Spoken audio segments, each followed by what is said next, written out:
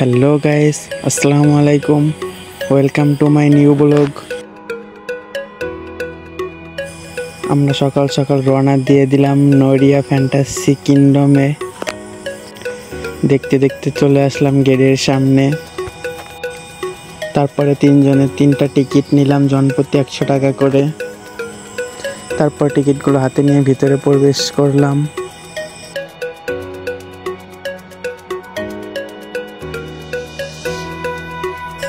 ভিতরে ঢুকতেই চোখে পড়লো সুন্দর সুন্দর দৃশ্য।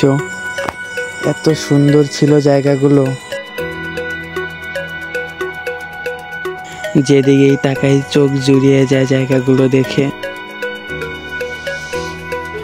এই জায়গার দৃশ্যগুলো যতই দেখি ততই ভালো লাগে, মুগ্ধ হয়ে যায় এই দৃশ্যগুলো দেখে।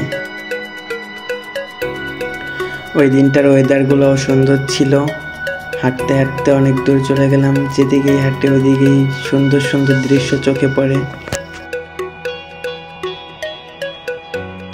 তারপরে চলে এলাম পার্কের অপর পাশে।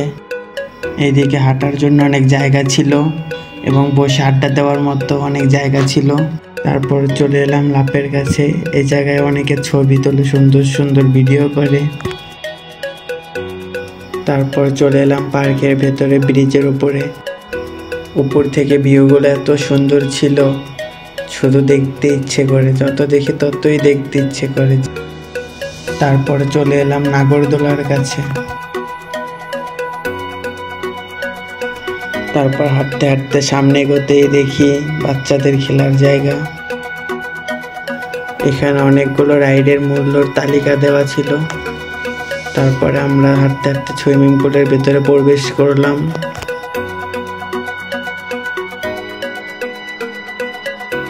সুইমিং পুলের ভিতরে জায়গাগুলো অনেক সুন্দর ছিল।